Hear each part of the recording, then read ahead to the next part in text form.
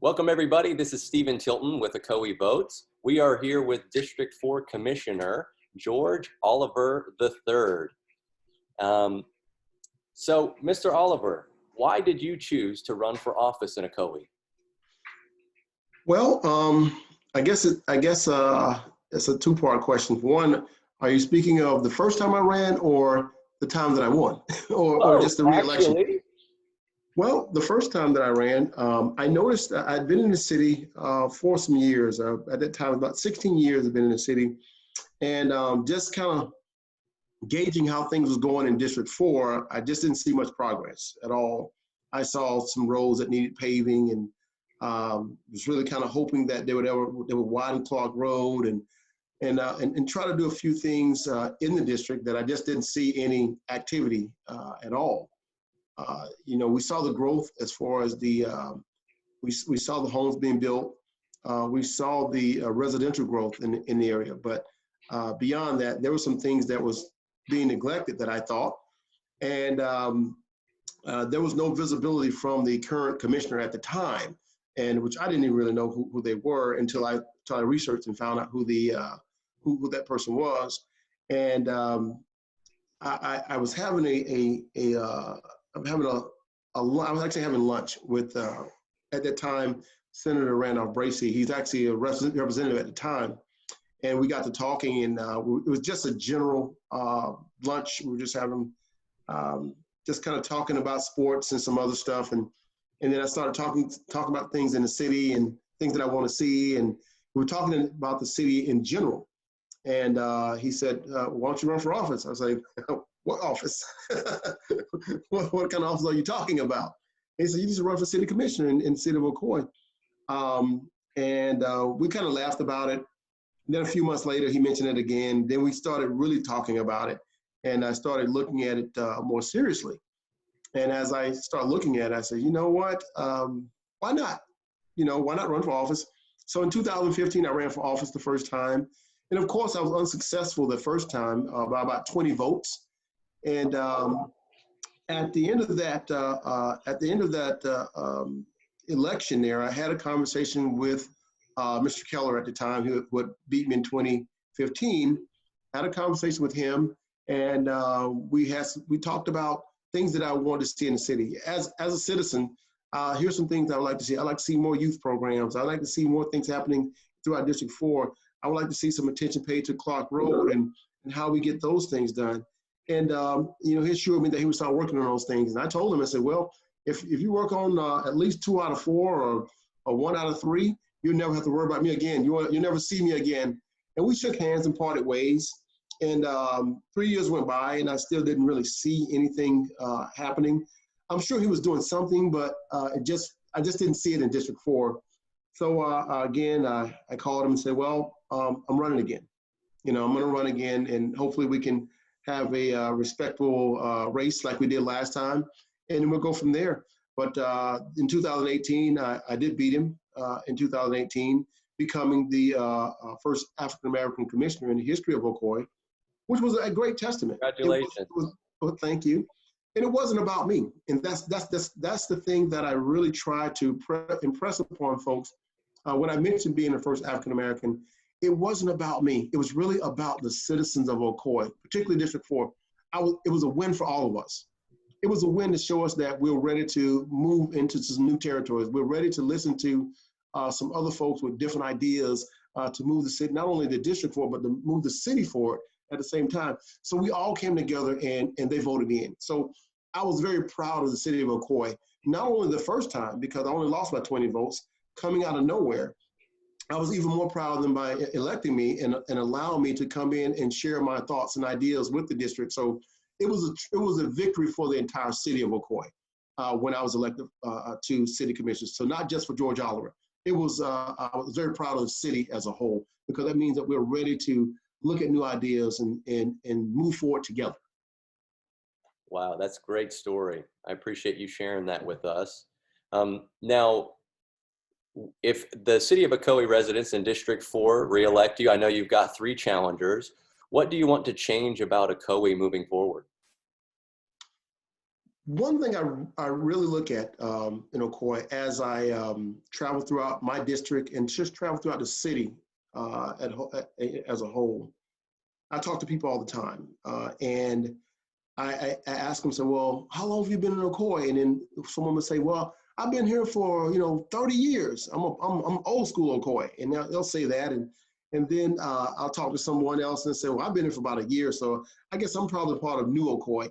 And I hear that so often, I have to kind of sit back and say, wait a minute, what does that mean? Old Ocoee, new Ocoee. And I really didn't get that because the thing for me is when I write my address down, I only write down Ocoee. I don't say old Ocoee and new Ocoee. So it's kind of hard for these two cities to exist together. So I create this mantra called One Ocoee. And the thing that I want to see is I want to see folks embrace the idea of One Ocoee.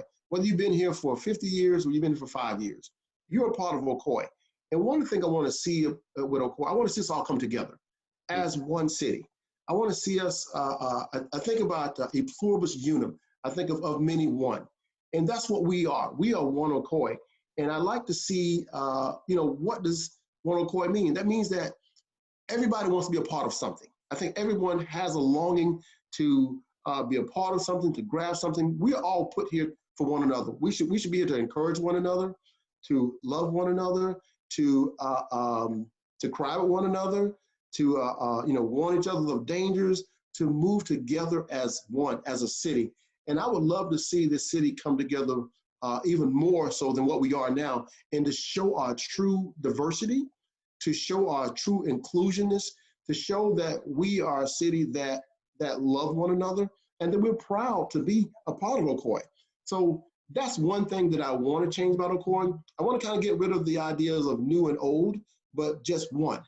And that's just kind of my overall message. And there's other things I want to see change, such as development, some balance between development and infrastructure.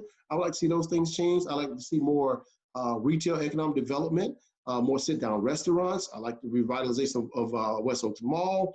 And if we can't do that, I like to shift it and move it into up our CRA as far as the Community Redevelopment Agency, shifted more toward McGuire and 50 and the 429, those kind of things. So those are some of the things that I would like to see change in the city of Ocoee.